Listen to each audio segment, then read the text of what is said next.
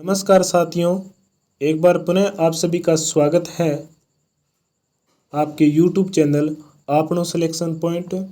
ठीक है, तो आज की क्लास में हम राजस्थान के एकीकरण के बारे में चर्चा करेंगे और राजस्थान के एकीकरण से संबंधित हमारी 3 से 4 क्लासें रहेगी, जिसमें हम पूर्ण रूप से राजस्थान के जो एकीकरण है उसे कंप्लीट कर लेंगे 100%। ठीक है साथियों, हमारी जो क्लासें हैं वो BSTC, PTT, राजस्थान पटवार भर्ती, LDC, Rajasthan police, second grade, third grade, first grade और यहाँ तक कि असिस्टेंट प्रोफेसर तक जो पेपर का पैटर्न है उन सभी को कवर करेगी। इन क्लासों में आपको फैक्ट के साथ साथ हर चीज़ समझाई जाएगी, जिससे आपको ये पता चल जाएगा कि वर्तमान में जो एग्ज़ाम दिए जा रहे हैं, चाहे कर्मचारी चयन बोर्ड हो या लोक सेवा आयोग, इन दोनों के द्वारा जिस प्रकार के पेपर लिए जा रहे हैं, जिस प्रकार के प्रश्न पूछे जा रहे हैं, उनको भी आपके मन में जो डाउट है वो भी आपका क्लियर हो जाएगा। ठीक है साथियों, और ये है आपके सामने स्क्रीन पर आपनो सिलेक्शन पॉइंट चैनल का नाम और इसका जो लोगो है वो भी कुछ इस प्रकार का है। इसके अलावा हमारा टेलीग्राम चैनल है, जिसका लिंक हम इस क्लास की डिस्क्रिप्शन में दे देंगे। ठीक है, और जो चैनल का नाम है टेलीग्राम का, उसका नाम है RBSC NCERT नोट्स, इस नाम से है और लोगो भी इसी प्रकार का है। ठीक है साथियों, इसके अलावा हमारी जो क्लासें हैं उनका आधार मैंने आपको पहले ही बता दिया है और आज एक बार पुनः बता देता हूँ। RBSC और NCERT की बुकें कक्षा 6 से 12 तक की और इसके अलावा हिंदी ग्रंथ अकादमी की बुक, तो ये दोनों इनके मूल आधार हैं। और इसके अलावा हमारी जो शिक्षक दल है, टीम है, उसमें मुकेश थोरी यानी कि मैं, इसके अलावा राजवीर थोरी सर और RS थोरी सर जो कि राजस्थान पुलिस में है और लगातार पिछले 15 सालों से अपनी सेवा राजकीय कार्यों में दे रहे हैं। ठीक है साथियों, तो चलिए हम शुरू करते हैं आज की क्लास को।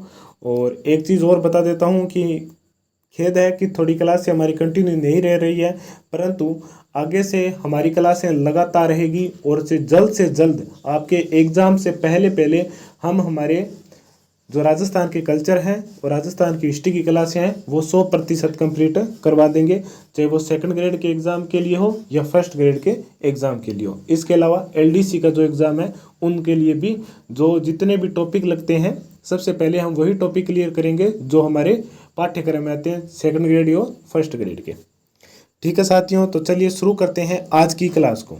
आज की हमारी जो क्लास रहेगी वो रहेगी राजस्थान का एकीकरण से संबंधित। और आज की क्लास में हम राजस्थान के एकीकरण की प्रक्रिया कैसे शुरू हुई थी, जिस प्रकार प्रजामंडल आंदोलन शुरू हुए थे, ठीक है, उनके पीछे की जो शुरुआत की कहानी थी उन पर चर्चा करेंगे। उसके बाद में जो राजस्थान का एकीकरण हुआ है 7 चरणों में, उनके बारे में पढ़ेंगे। तो राजस्थान के एकीकरण से पहले राजस्थान में टोटल 19 रियासतें थी। कितनी रियासतें थी? 19 रियासतें थी। ठीक है, इसके अलावा 3 ठिकाने थे। एक का नाम है निमराना जो कि कहाँ पर है? अलवर में था। दूसरा है लावा जो कि जयपुर में है और तीसरा है कुशलगढ़ जो कि बांसवाड़ा में। इसके अलावा एक केंद्र शासित प्रदेश था जिसका नाम है अजमेर मेरवाड़ा। ये तो है सामान्य सी जानकारी कि राजस्थान के एकीकरण से पहले राजस्थान में कितनी रियासतें थी? 19 रियासतें थी। ठीक है, इसके अलावा 3 ठिकाने थे, निमराना, लावा और कुशलगढ़। इन तीनों का भी एकीकरण राजस्थान के कौन से चरण में हुआ था वो भी हम आगे जिक्र करेंगे हमारी क्लासों में। जैसे कि निमराना अलवर से संबंधित है, तो अलवर का राजस्थान में विलय कब हुआ था? मत्स्य संघ के रूप में पहले चरण में। इसके अलावा लावा जयपुर कौन से चरण में शामिल हुआ था? चौथे वृहद राजस्थान के चरण में। और कुशलगढ़ जो कि बांसवाड़ा में है, ये कौन से चरण में था? दूसरे चरण में था। ठीक है, और इसके अलावा केंद्र शासित प्रदेश है जिसका अंतिम चरण में राजस्थान में विलय किया गया था। अब चलिए आगे चलते हैं। आगे हम कुछ इस प्रकार के भी प्रश्न पूछे जाते हैं कि राजस्थान के एकीकरण के समय जो राजस्थान की 19 रियासतें थी उनके वर्तमान में शासक कौन थे? तत्कालीन में उनके तत्काल में शासक कौन थे। जैसा कि 1857 की क्रांति वाली जो घटना हुई थी उसमें भी हमने जिक्र किया था, क्योंकि शासकों के बारे में पूछा जा सकता है, सुमेलित वाला प्रश्न पूछा जा सकता है। ठीक है, तो चलिए एक एक करके इन रियासतों के शासकों के बारे में देखते हैं। मेवाड़ रियासत, जिनके जो शासक थे वो कौन थे, महाराणा भूपाल सिंह। ठीक है, इसके अलावा जयपुर के शासक स्वयं मान सिंह द्वितीय करना है आपको, यहाँ पर प्रथम नहीं करना है, कुछ कंफ्यूज वाले ये पॉइंट है। मान सिंह द्वितीय थे, मान सिंह प्रथम कौन थे, जो अकबर के समय थे, और जयपुर के एकीकरण के समय स्वयं मान सिंह द्वितीय थे। इसके अलावा तीसरी जो रियासत है जोधपुर, इनके महाराजा थे हनुमंत सिंह, और राजस्थान में एक हनुमंत सिंह नाम से एक और स्वतंत्रता सेनानी प्रसिद्ध हुए हैं, जिसका मैंने पहले भी जिक्र किया था, भारत पाकिस्तान के 1971 के युद्ध के समय। ठीक है, और इनके बारे में एक फिल्म भी आई थी बुद्ध, जिसमें अजय देवगन है, और जो हनुमंत सिंह का जो रोल है वो संजय दत्त निभा रहे हैं। तो एक बार वो फिल्म अवश्य देखना, क्योंकि इनसे हमें बहुत कुछ सीखने को मिलता है इन कहानियों से, और हमें वास्तविकता का पता भी चलता है। आगे बात करते हैं बीकानेर। तो बीकानेर के शासक उस समय कौन थे, शार्दुल सिंह थे। इसके अलावा कोटा, कोटा के शासक थे भीम सिंह द्वितीय, यहाँ पर भी द्वितीय है, इस बात को भी आप ध्यान रखना। बूंदी के जो शासक थे वो थे महाराव बहादुर सिंह। कौन थे, महाराव बहादुर सिंह।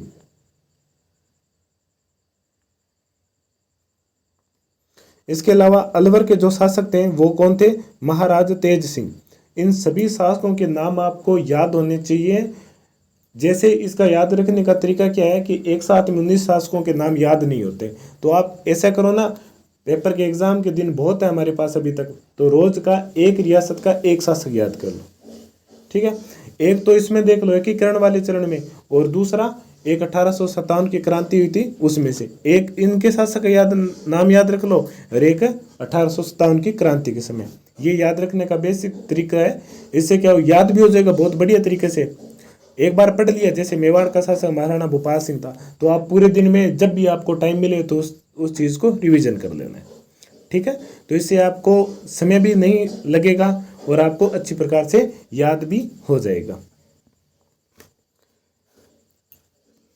अगला जो हमारा पॉइंट है वो है भरतपुर के शासक। तो भरतपुर के शासक थे महाराज ब्रजेंद्र सिंह। ये वो थे जिन्हें अलग काल में ही अंग्रेज सरकार के द्वारा शासक नियुक्त कर दिया गया था। धौलपुर के शासक हैं महाराजा उदयभान सिंह, जिन्हें मत्स्य संघ का महाराजा प्रमुख भी बनाया गया था। चलिए आगे चलते हैं, आगे देखते हैं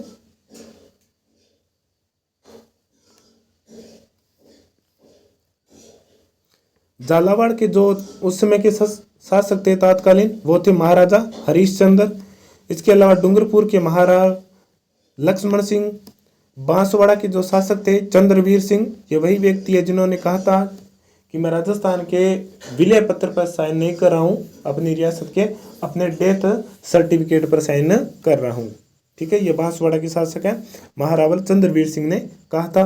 प्रतापगढ़ के जो शासक थे वो थे महाराजा राम सिंह। टोंक जो एकमात्र मुस्लिम रियासत थी, उनके जो शासक थे वो थे अजीज उदुल्ला। ठीक है, याद रखना अजीज उदुल्ला। अब टोंक क्यों पृथक है, क्यों महत्वपूर्ण है, क्योंकि ये राजस्थान की में एकमात्र मुस्लिम रियासत थी, तो इसलिए ये भी महत्वपूर्ण बन जाती है कि टोंक के तत्कालीन राजस्थान के एकीकरण के समय तत्कालीन शासक कौन थे, तो अजीज उदुल्ला। किशनगढ़ के जो शासक हैं वो महाराज सुमेर सिंह हैं। इसके अलावा शाहपुरा के जो शासक हैं वो सुदर्शन देव है। कौन थे, सुदर्शन देव। चलिए आगे चलते हैं, आगे और देखते हैं जैसलमेर के शासक। जैसलमेर के शासक कौन थे, महाराज रघुनाथ सिंह।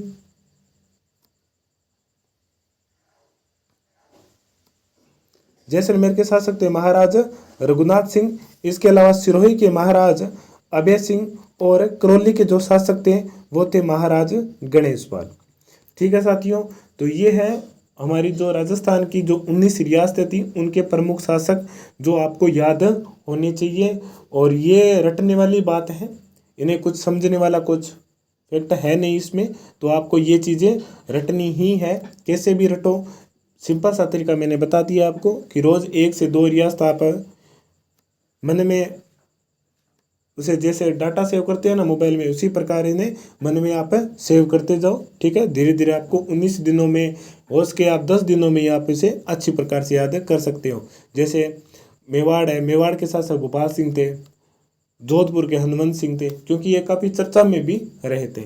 महत्वपूर्ण वो रियासतें हैं जिनके शासक काफ़ी चर्चा में नहीं आए थे, और एग्जामिनर क्या है आजकल उन्हीं शासकों के रियासतों के शासकों के बारे में पूछ रहा है।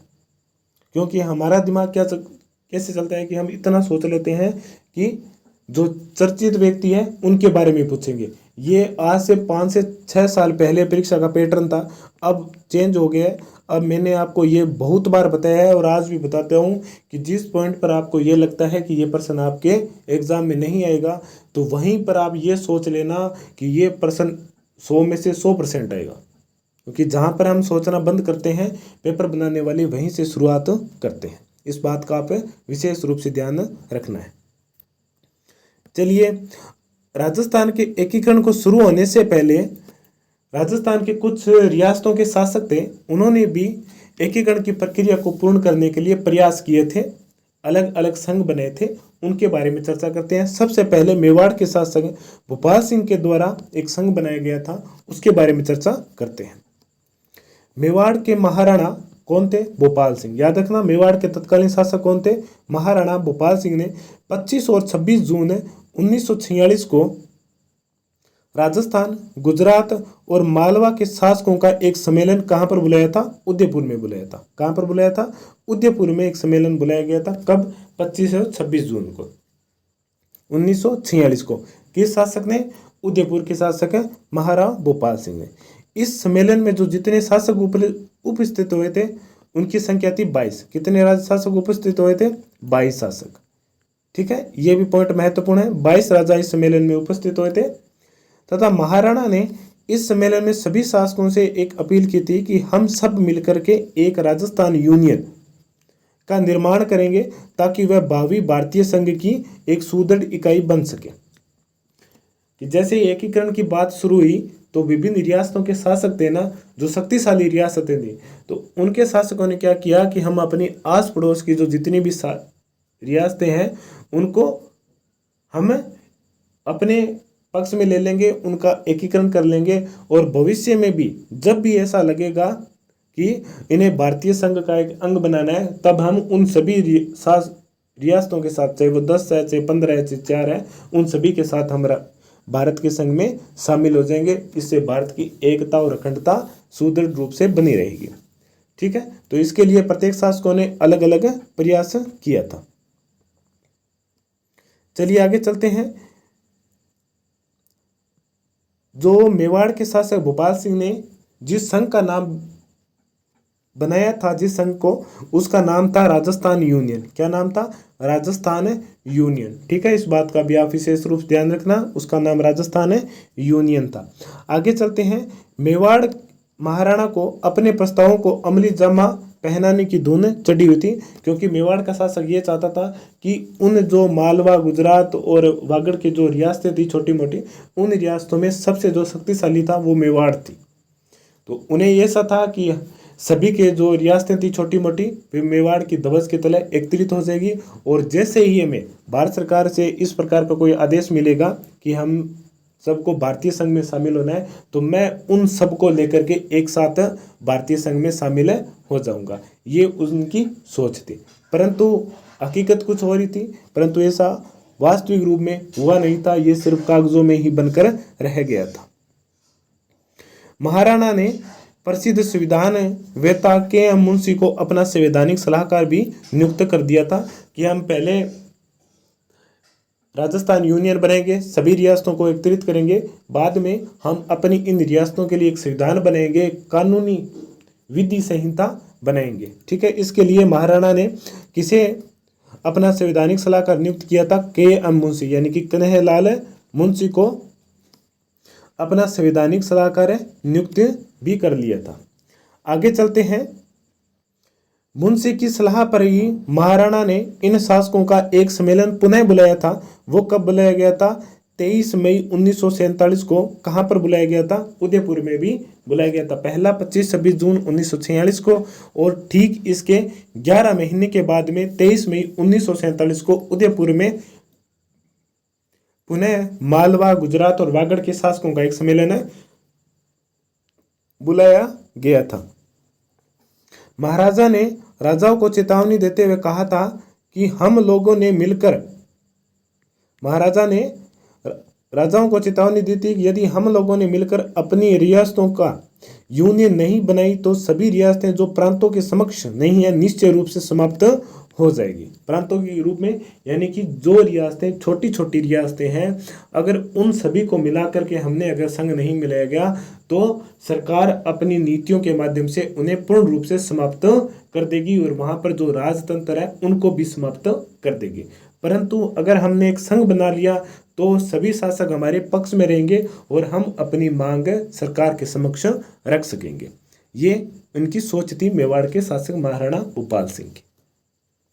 ठीक है, इनमें इनकी दो प्रकार की सोच थी। एक तो ये कि हम अपनी रियासतों को बचा लेंगे और जो जैसा राजतंत्र चल रहा है वंशानुगत पद्धति वो ही आगे चलता रहेगा भविष्य में। दूसरा वो यह भी चाहते थे कि हम अगर एक संघ बना लिया तो हमें अपने इस संघ को जब चाहे, जब ऐसी स्थिति लगेगी कि अब जो राजतंत्र है वो धीरे धीरे समाप्त हो रहा है तो हम स्वयं को पूरे भारत संघ में शामिल कर लेंगे।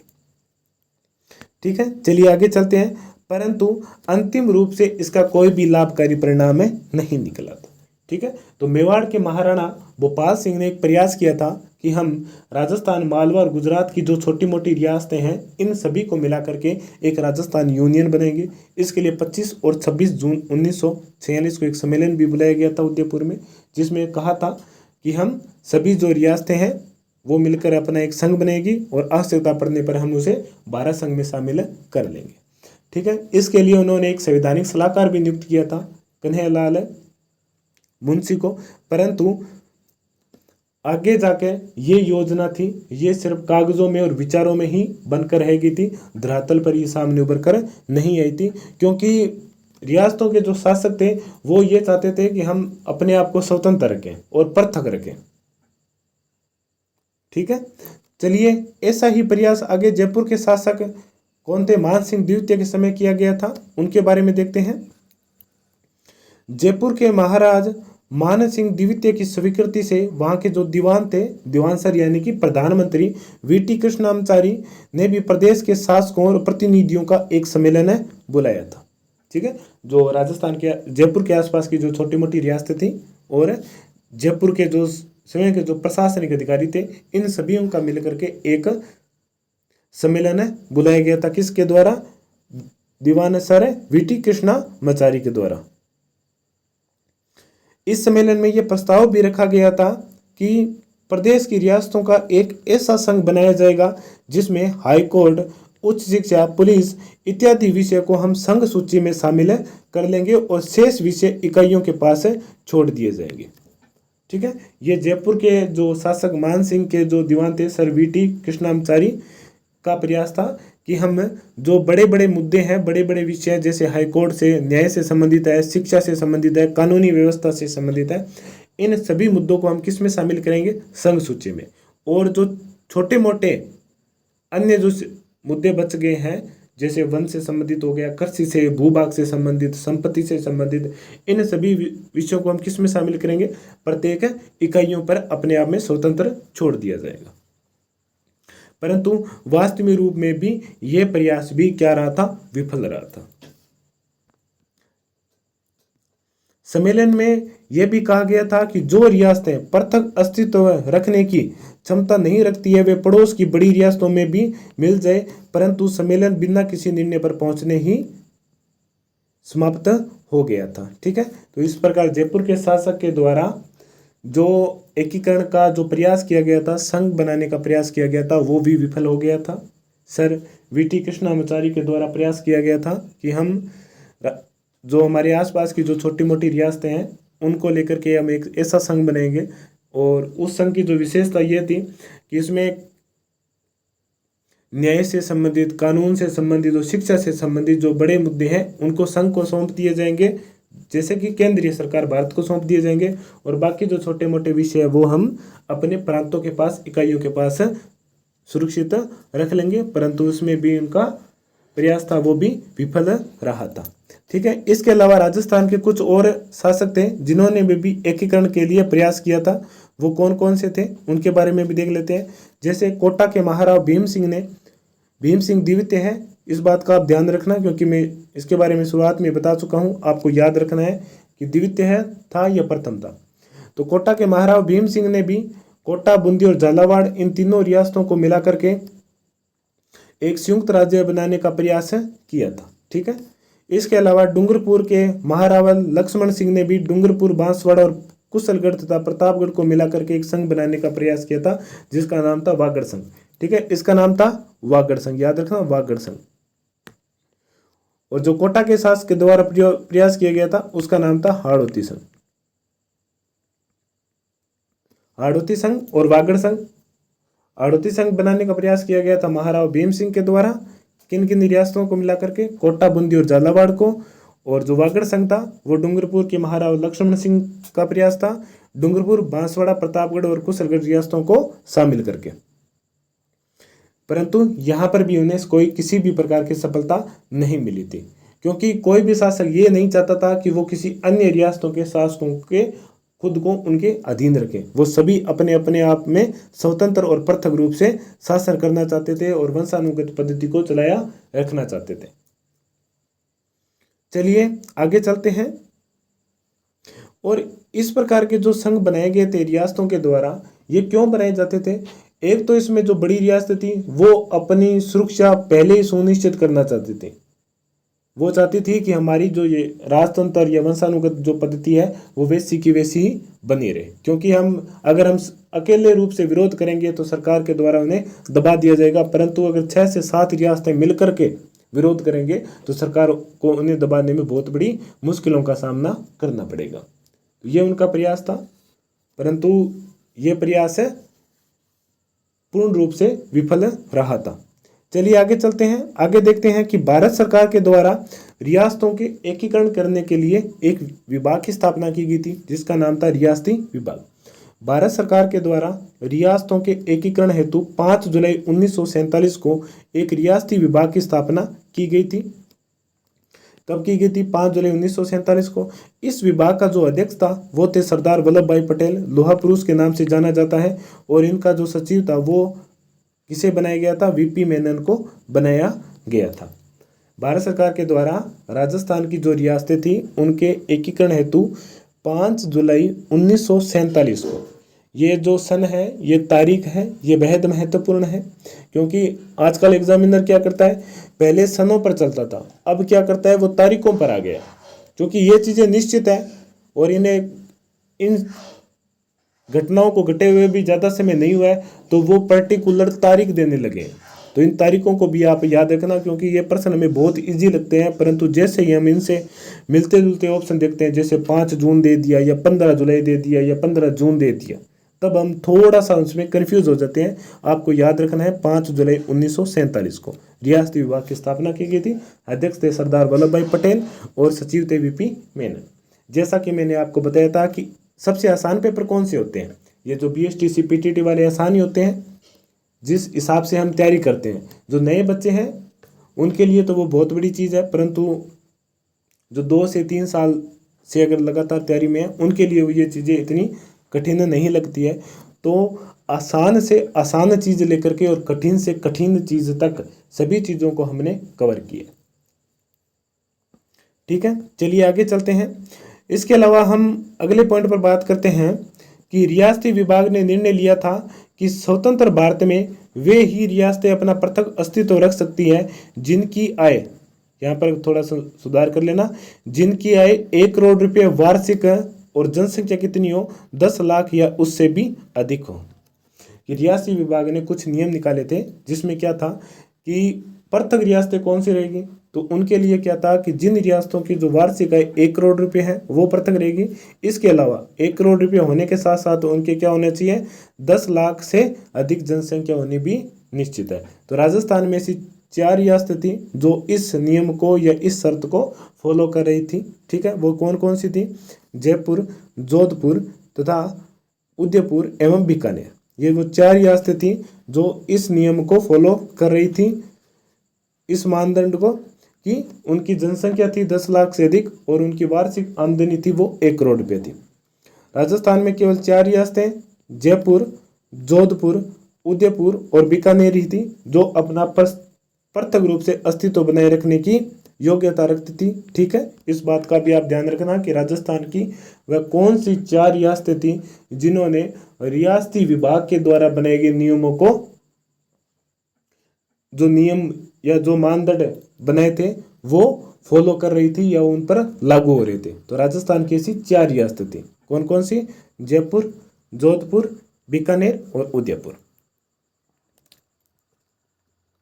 ठीक है, चलिए आगे चलते हैं। आगे हम देखते हैं कि भारत सरकार ने अपनी घोषित नीति के अनुसार सितंबर 1947 को किशनगढ़ के शासक सुमेर सिंह तथा शाहपुरा के शासक सुदर्शन देव को केंद्र शासित प्रदेश अजमेर में मिलाने हेतु दिल्ली बुलाया था। ये रियासती विभाग की स्थापना हो गई। तो उसके बाद में क्या किया कि इस रियासती विभाग ने राजस्थान की जो छोटी मोटी रियासतें थी कि उनको हम क्या करेंगे, जो उनके आस पड़ोस की जो छोटी बड़ी रियासतें हैं उनमें शामिल कर लेंगे और बाद में अगर उन पर किसी प्रकार का नियम लागू नहीं होता है तो उन सभी को एक साथ हमें राजस्थान संघ में शामिल कर लेंगे। तो इसके लिए सबसे पहले उन्होंने छोटी रियासतें सितंबर 1947 को कौन कौन सी जो रियासतें थी, किशनगढ़ के शासक सुमेर सिंह तथा शाहपुरा के शासक सुदर्शन देव ने केंद्र शासित प्रदेश में शामिल हेतु उन्हें दिल्ली बुलाया गया था। इस पर क्या हुआ था कि किशनगढ़ के शासक सुमेर सिंह ने विलय पत्र पर हस्ताक्षर कर दिए थे, परंतु शाहपुरा के शासक सुदर्शन देव ने इस पर साइन नहीं किए थे। साइन न करने का कारण ये नहीं था कि वो सब अपने आप को पृथक रखना चाहते थे। उनके पीछे जो कारण था वो ये था कि मैं जो निर्णय लूंगा वो अपने मंत्रिमंडल के विचार विमर्श के बाद ही लूंगा।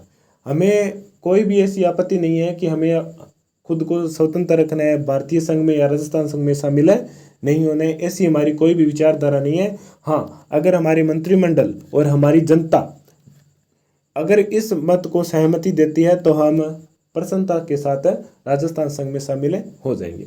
ऐसा क्यों कहा गया था? क्योंकि शाहपुरा रियासत में प्रजामंडल की और उत्तरदायी शासन और लोकतांत्रिक शासन व्यवस्था स्थापित हो चुकी थी, इसलिए वहां के शासक ने जनता और मंत्रिमंडल की मत को उचित समझा था। ठीक है, चलिए देखते हैं। तो किशनगढ़ के महाराज सुमेर सिंह ने 26 सितंबर 1947 को विलय पत्र पर हस्ताक्षर कर दिए थे। कब? महाराज सुमेर सिंह ने 26 सितंबर को विलय पत्र पर हस्ताक्षर कर दिए थे। इसके बाद में शाहपुरा के शासक ने यह कहते हुए हस्ताक्षर करने से मना कर दिया कि वे अपने मंत्रिमंडल की सहमति से ही हस्ताक्षर करेंगे। ठीक है, बाद में शाहपुरा के जो प्रधानमंत्री थे गोकुलराव असावा ने रियासती विभाग के प्रभारी और सचिव से मिले और इसके बाद में पटेल ने जनप्रतिनिधियों की भावना का आदर करते हुए तुरंत ही किशनगढ़ तथा शाहपुरा को अजमेर में विलय करने के निर्णय को एक बार के लिए रद्द कर दिया, यानी कि स्थगित कर दिया था। क्योंकि सरदार वल्लभ भाई पटेल को वो चीज़ समझ में आ चुकी थी कि यहाँ पर जनता का शासन हो गया है, शासक का शासन नहीं रहा है। तो इसलिए इन्हें राजस्थान संघ में शामिल हम बड़े ही आसानी तरीके से कर सकते हैं और शामिल भी हम पूरे नियमों के अनुसार करेंगे, जनता की मांग के अनुसार करेंगे, क्योंकि हमें भविष्य में भारत आज़ाद हो चुका है और वहाँ पर राजतंत्र की अपेक्षा लोकतंत्र सरकार की स्थापना करनी है। ठीक है, चलिए आगे चलते हैं। आगे बढ़ने से पहले मैं आपको एक चीज़ बताता हूँ कि एक विद्यार्थी ने कमेंट किया था, जो मैंने एक क्लास बनाई थी कि आरबीएससी और एनसीईआरटी की किताबों को आप ज़्यादा से ज़्यादा पढ़ना है। तो विद्यार्थी ने पूछा था, उसकी जो पूछना था वो भी जायज़ था कि सर जो गाइडें बनती हैं वो भी तो इन्हीं किताबों से और हिंदी ग्रंथ अकादमी की जो बुक है उनसे बनती है। ठीक है, ये बात उसकी सही है, परंतु आपने देखा होगा गाइडें में ज़्यादा अधिकतर चीज़ें क्या होती है, फैक्ट दिए होते हैं। ठीक है, और आजकल के जो एग्जाम है वो फैक्टों पर आधारित नहीं है, वो समझ पर आधारित है। और समझ भी ऐसी होती है कि उनमें शब्द शुद्ध होने चाहिए, क्योंकि कई बार शब्दों के जाल में ही हमें फंसा दिया जाता है और हम उसका उत्तर नहीं दे पाते, हालांकि हमें उसका उत्तर आता है। तो इसके लिए आपको क्या चाहिए, अगर चीज़ को याद करनी है तो आरबीसी और एनसीईआरटी किताबें पढ़ें, और अगर चीज़ को समझनी है, उसकी लेंथली करनी है, तब आपके लिए ऑप्शन आता है हिंदी ग्रंथ अकादमी की बुक पढ़ना। ठीक है, तो इसके लिए आपको क्या है कि प्रयास बहुत ज़्यादा करना पड़ेगा। तो हमने क्या किया है कि समझ और फैक्ट दोनों चीज़ों को हमने हमारी क्लास में ऐड किया है, ताकि आपको समझ में भी आ जाए और वो चीज़ें याद भी हो जाए। क्योंकि एग्ज़ाम जिस प्रकार के चल रहे हैं अभी, उन्हीं चीज़ों को हमने ध्यान में रखते हुए ये क्लासें बनाई हैं। इसके लिए बहुत प्रयास भी हम लगातार कर रहे हैं। आप ज़्यादा से ज़्यादा हमसे जुड़िए। हाँ, भविष्य में आपको ये इतना वादा ज़रूर करते हैं कि हम इसमें और ज़्यादा सुधार करेंगे। आपको जहाँ कहीं भी कमी लगती है उसमें हम सुधार करेंगे। आप निसंकोच होकर के अपनी जो समस्या है वो हमारे सामने रख सकते हैं। ठीक है, एक विद्यार्थी राजसमंद से था, उसका भी कॉल आया था कि सर सेकंड ग्रेड की तैयारी कर रहा हूँ और समझ में नहीं आ रहा है कि कौन कौन सी गाइडें पढूं, और गाइडें का जो लेंथ है वो भी बहुत ज़्यादा है। तब मैंने उसको यही उत्तर दिया था कि आप एक बार गाइडों को साइड कर छोड़ दिए, क्योंकि हमारे पास 3 महीने हैं। अगर 3 महीने अगर आप 10 से 12 घंटा लगातार पढ़ते हो, तब आप उन किताबों को बहुत अच्छी प्रकार से कर पाओगे। और कुछ किताबें तो हमारे पास ऐसी है जिसमें पूरे के पूरे टॉपिक हूबहू मिलेंगे आपको सब्जेक्ट के अनुसार। जैसे सेकंड ग्रेड में दर्शन शास्त्र है, तो दर्शन शास्त्र की कक्षा 12 की किताब बताई थी, उसमें आपके सभी मिल जाएंगे। इसके अलावा समाज शास्त्र है, कक्षा 11 की है, शायद तक 11 की है, उसमें आपको सभी चीज़ें मिल जाएंगी। ठीक है, तो ये सभी चीज़ें आपके लिए बेहद महत्वपूर्ण है। आप इसे ध्यान रखिए और निसंकोच होकर के तैयारी कीजिए। हाँ, जिस दिन आपको लग जाए कि हमने किताबें बहुत अच्छी प्रकार से क्लियर कर ली है और हमें इसमें कोई भी त्रुटि नहीं रही है, तब हम कोई आगे देखेंगे। आगे हमें जो अकेडमी की हिंदी ग्रंथ अकादमी के जो बड़े बड़े ग्रंथ हैं उनमें हम बढ़ेंगे, अगर समय है तो। अन्यथा हमें इन किताबों पर और इन क्लासों पर ही अपने आप को सीमित रखना है। ठीक है, तो चलिए हम आगे चलते हैं। इसके अलावा अखिल भारतीय, इसके बाद में क्या हुआ था कि अखिल भारतीय देशी राज्य लोक परिषद की जो प्रांतीय सभा थी, राजपूताना प्रांतीय सभा की कार्य समिति ने भी यह स्पष्ट रूप से घोषणा कर दी थी कि हम सभी रियासतों और अजमेर मेरवाड़ा को मिलाकर कि हम वृहद राजस्थान बनाने के अतिरिक्त हमारे पास और कोई रास्ता नहीं है। रियासती विभाग के प्रयास को देखते हुए अखिल भारतीय देशी राज्य लोक परिषद की जो राजपूताना प्रांतीय सभा थी, उसने भी ये घोषणा कर दी थी कि अब हमारे पास एक ही ऑप्शन बचता है कि भारत आज़ाद हो चुका है और हमें राजस्थान की सभी रियासतों को मिला करके हम एक वृहद राजस्थान बनाएंगे, जिसका सपना चौथे चरण में पूर्ण होता है। उसके बारे में और भी देखेंगे कि इस वृहद राजस्थान का संकल्प और कौन कौन से जो क्रांतिकारी थे, समाजवादी नेता थे, उन्होंने देखा था। इसमें समाजवादी नेता आते हैं, जयप्रकाश नारायण और राम मनोहर लोहिया भी आते हैं। इन्होंने एक अलग से एक संगठन की स्थापना भी की थी, जिसका हम चौथे चरण में बड़े ही विस्तार पूर्वक से चर्चा करेंगे। इसके अलावा समाजवादी जो नेता थे, जिनका नाम है राम मनोहर लोहिया जी के नेतृत्व में अखिल भारतीय स्तर पर वृहद राजस्थान के निर्माण की भी मांग उठ गई थी। ठीक है, राजपूताना प्रांतीय सभा ने भी उठा दी, इसके बाद में समाजवादी नेताओं ने भी उठा दी थी, और उसके बाद में राजस्थान के जो वृहद एकीकरण का जो रूप था वो और ज़्यादा प्रबल हो गया था। ठीक है, स्वतंत्रता के समय जैसा कि मैंने पहले ही बताया था कि अलवर और भरतपुर राज्य जो रियासत थी वो ऐसी रियासत थी जहाँ पर सांप्रदायिकता दंगे भड़के हुए थे मेव जातियों के बीच में। मेव जाति है जो मेवात इलाका है अलवर भरतपुर का, वहाँ पर मेव जाति अधिक रहती है, उनमें सांप्रदायिक दंगे भड़के हुए थे।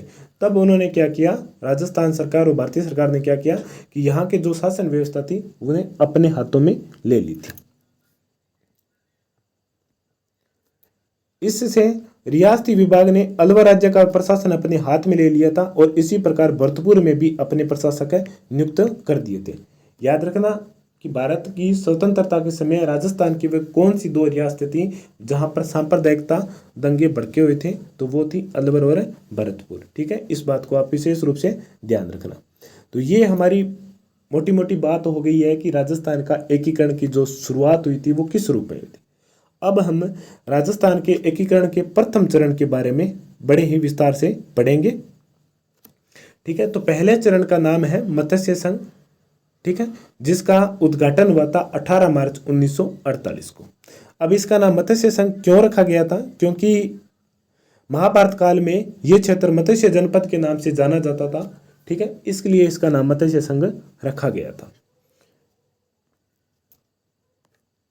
चलिए देखते हैं अब आगे कि भारत की आज़ादी के समय अलवर और भरतपुर में सांप्रदायिकता दंगे छिड़े हुए थे। तो भारत सरकार को शिकायतें मिली कि इन दंगों में अलवर का प्रशासनिक जो अधिकारी हैं उनका योगदान है। इसी बीच 30 जनवरी 1948 को नथुराम गोडसे ने गांधी जी की गोली मार करके हत्या कर दी थी। ठीक है, 30 जनवरी 1948 को नाथूराम गोडसे ने महात्मा गांधी जी की गोली मारकर हत्या कर दी थी। और इस हत्या की जो व्यू रचना थी या इनके साथ, इन हत्यारों के साथ जो लोग जुड़े हुए थे, ऐसा माना जाता है कि अलवर के जो प्रशासन था, शासक था, उनमें उनका योगदान भी था, वो वहाँ पर ठहरे भी थे। इस प्रकार की शिकायतें मिली थी। ये कितनी सही है या कितनी गलत है उसके बारे में और ज़्यादा जानकारी हमें नहीं मिली थी। ठीक है, और हिंदी ग्रंथ अकादमी में भी और ज़्यादा जानकारी नहीं बताई गई है। उसमें सिर्फ एक ही लाइन मेंशन की गई है कि उन्हें संभावना थी। तब उन्होंने क्या किया था कि वहाँ के शासक तेज सिंह और वहाँ के जो दीवान थे NV खरे को दिल्ली बुला लिया गया था और उन्हें नज़रबंद कर दिया गया था। इसी संबंध में भारत सरकार को सूचना मिली थी कि गांधी जी की हत्या से जुड़े हुए व्यक्तियों को अलवर राज्य के द्वारा पनाह दी गई थी। और इस पर भारत सरकार ने 7 फरवरी 1948 को महाराजा तेज सिंह और उनके दीवान NV खरे को दिल्ली में नज़रबंद कर लिया गया था और अलवर का प्रशासन था वो भारत सरकार ने अपने हाथों में ले लिया था। ठीक है, अब यहाँ पर गांधी जी के बारे में थोड़ी चर्चा करते हैं कि आजकल के जो युवा हैं वो गांधी जी को कुछ अपमानजनक बातें कहते हैं। ठीक है, कईयों के मन में विचार आता है। तो देखो कि हर व्यक्ति की विचारधारा अलग अलग होती है। नाथूराम गोडसे की भी विचारधारा आपकी अलग है। व्यक्तिगत देखते हैं तो हर व्यक्ति को अपने विचार रखने की आज़ादी है, परंतु विचार ऐसे होने चाहिए कि दूसरों को किसी भी प्रकार की अनहोनी ना हो, दूसरे के साथ किसी भी प्रकार का शोषण ना हो। ये हमारे जो संविधान है उसमें भी यही बातें लिखी हुई है कि जो विचारों की अभिव्यक्ति है मौलिक अधिकारों में अनुच्छेद 19 में, उसमें भी यह बात लिखी हुई है। आप मान लीजिए कि 1915 में भारत आए थे कौन? गांधी जी। ठीक है, इससे पहले वो दक्षिण अफ्रीका में थे। दक्षिण अफ्रीका में उन्होंने जो किया था उनके बारे में भारतवासियों को बहुत कम पता था। क्यों पता था? क्योंकि संचार के उतने माध्यम नहीं थे। अगर आज के टाइम होते तो कोई रील बना करके अपलोड कर देते और गांधी जी सुपरस्टार बन जाते। परंतु गांधी जी को पहली बार जो भारत में मंच मिला था वो बनारस हिंदू विश्वविद्यालय मिला था 1916 में। और उन्होंने वहाँ पर अपना भाषण दिया था और उन्होंने अपना जो भाषण दिया था वो जनता के समर्थन में था। वहाँ पर उस मंच पे जो विभिन्न मुख्य कार्यकर्ता, बड़े बड़े उद्योगपति शामिल थे, उनको उन्होंने टॉर्च मतलब सीधा उन्हें उन पर एक प्रकार का शिकंजा कसा था, जिससे वो वहाँ के उद्योगपति नाराज भी हुए थे, परंतु जनता उनके समर्थन में थी। ठीक है, 1915 से लेकर के 1920 के बीच में ये कितने वर्ष होते हैं? 5 वर्ष होते हैं। और इन 5 वर्षों में उस समय कोई भी वो व्यक्ति ऐसा नहीं था कि रॉबिन हुड था, किन्हीं को मतलब लुटेरों को मारता था या जनता का हर प्रकार से हिंसा या अहिंसात्मक हर रूप से जनता की रक्षा की थी। ऐसा कोई व्यक्ति नहीं था। उनके पास अपने क्या थे? विचार थे। और उन्हीं विचारों से क्या हुआ कि गांधी जी ने 1920 में असहयोग आंदोलन शुरू किया था और उस असहयोग आंदोलन में पूरा भारतवर्ष उनके साथ खड़ा था। तो अब आप एक चीज़ अनुमान लगा लो कि आज आप हो, आप सब कुछ अपना परिवार बार छोड़ के 5 साल प्रयास कर लो, आपको भी पता चल जाएगा कि आपके समर्थक में कितने लोग हैं। तो उस समय गांधी जी के 5 वर्षों में पूरा भारत उनके साथ आ गया था। उनमें कोई ना कोई तो बात थी। नेल्सन मंडेला, आंग सान सू की जो म्यांमार की थी, the long walk to freedom, ये नेल्सन मंडेला की पुस्तक है फ्रीडम टू फायर, ये आंग सान सू की है। ये दो मुख्य कार्यकर्ता हैं जो गांधी जी की विचारधारा को अपनाए थे। ठीक है, तो गांधी जी इतने ज़्यादा प्रसिद्ध होने का कारण यही था कि उनकी स्वयं की विचारधारा। तो आप कभी भी किसी को तुलना नहीं करनी है, हर व्यक्ति अपने विचार से बेस्ट है। ठीक है, चलिए हम शुरू करते हैं आगे की क्लास को।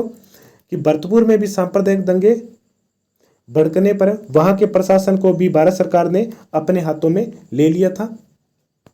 ठीक है, चलिए आगे चलते हैं, आगे देखते हैं। इसके बाद में अलवर, भरतपुर, धौलपुर तथा करौली रियासतों के चारों शासकों को 27 फरवरी 1948 को दिल्ली बुलाया गया था। कब बुलाया गया था? 27 फरवरी को। और उन्हें विलय पत्र पर हस्ताक्षर करके एक संघ बनाने का प्रस्ताव भी रख दिया था रियासती विभाग ने। ठीक है, चलिए आगे चलते हैं। इसके बाद में इस संघ का जो नाम था, जैसा कि मैंने बताया था कि यह प्राचीन काल में मत्स्य जनपद का हिस्सा था, इसलिए के मुंशी के कहने पर इसका नाम रखा गया था, मत्स्य संघ रखा गया था। क्या रखा गया था? मत्स्य संघ इसका नाम रखा गया था। और अंततः 28 फरवरी को, 27 फरवरी को ये दिल्ली गए थे और 28 फरवरी को विलय पत्र पर हस्ताक्षर कर लिया गया था। ठीक है, तो साइन याद रखना कि चारों रियासतों के जो शासक थे उन्होंने किस वर्ष या किस दिनांक को विलय पत्र पर हस्ताक्षर किए थे? 28 फरवरी को। हाँ, हालांकि उद्घाटन 18 मार्च को किया गया था, परंतु हस्ताक्षर थे वो 28 फरवरी को कर लिए गए थे। अब एक चीज यहाँ पर कंफ्यूज वाली चीज है कि मत्स्य संघ को राजस्थान में कब शामिल किया गया था? तो ये चीज याद रखना, 5वें चरण में किया गया था मत्स्य संघ को राजस्थान संघ में शामिल। हाँ, अगर राजस्थान के एकीकरण से ये संबंधित है कि मत्स्य संघ को कब बनाया गया था, तब हमारा उत्तर रहेगा 18 मार्च 1948 को। परंतु अगर प्रश्न इस प्रकार का आता है घुमा फिरा करके कि मत्स्य संघ को राजस्थान में कब बनाया गया था, तब हमारा उत्तर रहेगा जो 5वां चरण था उसमें मत्स्य संघ को राजस्थान संघ में विला दिया गया था, वृहत राजस्थान संघ में। ठीक है, इसके बारे में भी हम हमारे जो 5वां चरण है वहां पर इसके बारे में जिक्र करेंगे। इसके बाद में भारत के सरकार के जो केंद्रीय मंत्री थे NV गाडगिल ने 18 मार्च 1948 को लोहागढ़ दुर्ग में इस संघ का उद्घाटन किया था। किस संघ का? मत्स्य संघ का उद्घाटन कब और किसके द्वारा किया गया था? तो केंद्रीय मंत्री NV गाडगिल के द्वारा 18 मार्च 1948 को। कहां पर? लोहागढ़ दुर्ग, भरतपुर में। मत्स्य संघ का जो क्षेत्रफल है वो थे 12,000 किलोमीटर और यहाँ की जो जनसंख्या थी वो थी 18 लाख और यहाँ की वार्षिक आय कितनी थी? 2 करोड़ रुपए। कितनी थी? 2 करोड़ रुपए थी। इन चारों रियासतों की ये संयुक्त रूप से 12,000 किलोमीटर क्षेत्र, वर्ग किलोमीटर क्षेत्र में ये फैला हुआ था। जनसंख्या थी इनकी चारों रियासतों की 18 लाख और इन चारों रियासतों की जो वार्षिक आय थी वो कितनी थी? 2 करोड़ रुपए। इस बात का भी आप विशेष रूप से ध्यान रखना है। चलिए आगे चलते हैं, आगे देखते हैं कि संघ के जो राज प्रमुख है, महाराज प्रमुख थे, वो बनाए गए थे धौलपुर के शासक उदयभान सिंह को, और तथा उपराज प्रमुख किन्हें बनाया गया था? गणेश पाल, जो कि कहाँ के शासक थे? करौली के थे। ठीक है, राज प्रमुख उदयभान सिंह मत्स्य संघ के, और मत्स्य संघ के उपराज प्रमुख किन्हें बनाया गया था? गणेश पाल को बनाया गया था। अगला पॉइंट देखते हैं कि अलवर को मत्स्य संघ की राजधानी बनाया गया था। मत्स्य संघ की राजधानी किसे बनाया गया था? अलवर को। और किसे महाराज प्रमुख बनाया गया था? उदयभान सिंह को। और अगर प्रश्न होता है कि किस रियासत के शासक को राज प्रमुख बनाया गया था, तब हमारा उत्तर रहेगा धौलपुर। उपराज प्रमुख करौली रियासत। इसके अलावा अलवर के ही सामाजिक कार्यकर्ता शोभाराम कुमावत को मत्स्य संघ का प्रधानमंत्री भी बनाया गया था। अलवर को ही राजधानी बनाया गया और अलवर के ही शोभाराम कुमावत को मत्स्य संघ का प्रधानमंत्री भी नियुक्त किया गया था। चलिए अगले पॉइंट पर चलते हैं। इसके बाद में संघ की चारों रियासतों से एक एक व्यक्ति को लेकर के एक मंत्रिमंडल का भी गठन किया गया था। ठीक है, एक एक व्यक्ति को लेकर मंत्रिमंडल का गठन किया गया था, जिसमें गोपीलाल यादव भरतपुर के थे, मास्टर भोलानाथ अलवर के, मंगल सिंह धौलपुर के और चिरंजी लाल शर्मा कहाँ के थे? करौली के थे। ये चार वो सामाजिक कार्यकर्ता है जो कि मत्स्य संघ का जो मंत्रिमंडल था, जो कि शोभाराम कुमावत की अध्यक्षता में गठित किया गया था, उनके चार ये सदस्य हैं। परंतु ये बात जो गोपीलाल यादव की नाम लिखा गया है, ये बात लिखी गई है आरबीएससी की जो कक्षा 9 की जो किताबें हैं वर्तमान में चल रही है उसमें, परंतु हिंदी ग्रंथ अकादमी BL पानगड़िया की जो किताब है उसमें ये बात लिखी गई है कि जो भरतपुर से व्यक्ति था जो मंत्रिमंडल में शामिल हुआ था उसका नाम युगल किशोर चतुर्वेदी है। ठीक है, तो ये भी दोनों कंफ्यूज वाली बातें हैं, तो इसमें आपको ज़्यादा भ्रमित नहीं होना है। आपको जो आरबीएससी की जो किताब है कक्षा 9 वाली, वही व्यक्ति का नाम याद रखना है। ठीक है, अगर वो व्यक्ति उस व्यक्ति का नाम नहीं आता है और आपके दिमाग में ये याद रहता है कि युगल किशोर चतुर्वेदी भी हिंदी ग्रंथ अकादमी में लिखा हुआ था, तब हमारा आंसर ये राइट रहेगा। ठीक है, अगर दोनों ऑप्शन आ जाते हैं तब भी हम इस पर आपत्ति लगा सकते हैं और ये बोनस वाला प्रश्न बन सकता है। ठीक है साथियों, ये थी हमारी आज की क्लास। एक बार वापस देख लेते हैं मत्स्य संघ के बारे में।